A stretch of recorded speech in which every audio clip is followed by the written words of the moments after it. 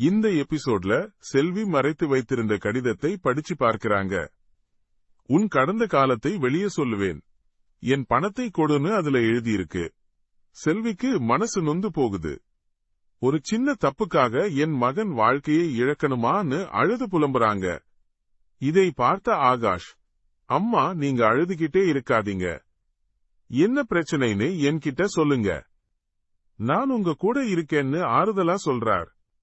நான் உங்களுக்கு ஒரு நல்ல பையனா இருக்கணும்னு நினைச்சேன், ஆனா என்னால உங்களுக்காக எதுவுமே செய்ய முடியலன்னு ஆகாஷ் வருத்தப்பட, அப்படியெல்லாம் சொல்லாதேடா, நீ என் கூட இருக்கிறதே எனக்கு பெரிய பலம்னு செல்வி உணர்ச்சி வசப்பட்டு அவரை கட்டிப்பிடிச்சு அழுதுகிட்டே சொல்றாங்க.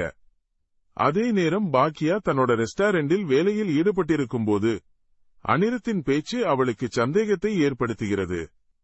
என்னோட வாழ்க்கையில இந்த அளவுக்கு கஷ்டப்பட்டிருக்கேன், இப்போ ஒரு நல்ல வாய்ப்பு வந்திருக்கு, இதை நான் பயன்படுத்திக்கணும் பாக்கியா மனசுக்குள்ள நினைச்சுக்கிறாங்க. அப்போது ஒரு சின்ன பொண்ணு பாக்கியாவுக்கு ஒரு பூங்கொத்து கொடுக்குது. இந்த பூங்கொத்து உங்களுக்காக, இதை கொடுத்தா உங்களுக்கு நல்ல நடக்கும்னு அம்மா சொன்னாங்கன்னு சொல்றா. பாக்கியாவுக்கு உணர்வுபூர்வமான மகிழ்ச்சி ஏற்படுது. உங்களுக்கு நன்றிமான்னு சொல்லி அந்த பூங்கொத்தை தன் கையில் வைத்து பார்க்கிறாங்க. அப்போது பாக்கியாவுக்கு அவங்க பையன் எழில் ஞாபகம் வர்றார். எழில், உன்னாலதான் நான் இந்த ரெஸ்டாரண்டை இவ்வளவு பெருசா வளர்த்திருக்கேன், நீ என் கூட இருக்கிறதே எனக்கு பெரிய பலம்னு மனசுக்குள்ளே நினைச்சுக்கிறாங்க. பாக்கியா உணர்ச்சி வசப்பட்டு எழிலுக்கு போன் செய்து, எழில் நீ எனக்கு எப்போதுமே துணையா இருக்கணும்னு சொல்றாங்க. இதை கேட்ட எழில், அம்மா என்ன ஆச்சு, ஏன் இப்படி பேசுறீங்கன்னு கேட்க, பாக்கியா ஒன்னும் இல்லடா, நான் உன்னை ரொம்ப மிஸ் பண்றேன்னு சொல்றாங்க. கோபி ஆபீஸ்ல சுரேஷ் திரும்பவும் சொத்து பத்திரம் பத்தி பேசி கோபியை வம்பிழுக்கிறார்.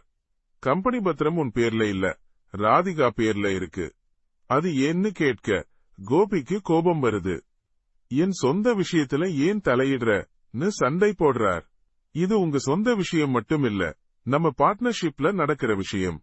ராதிகா கம்பெனிக்கு புதுசா ஒரு பிசினஸ் பார்ட்னரை கூட்டிட்டு வரப்போறா, அந்த பிசினஸ் பார்ட்னர் தான் நம்ம கம்பெனிய வாங்க போறார்னு சுரேஷ் சொல்றார். இதை கேட்டதும் கோபிக்கு அதிர்ச்சியில் வாயடைத்து போகுது.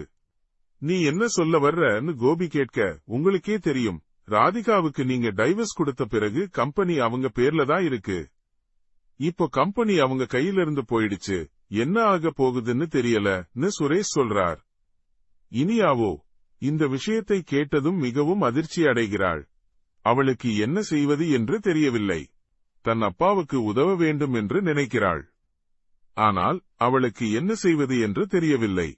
அவள் மனம் குழப்பத்தில் ஆழ்ந்து போகுது. ட்ரெண்டிங் நண்பன் சேனலை சப்ஸ்கிரைப் பண்ணுங்க. இந்த வீடியோ பிடிச்சிருந்தா லைக் பண்ணுங்க, ஷேர் பண்ணுங்க.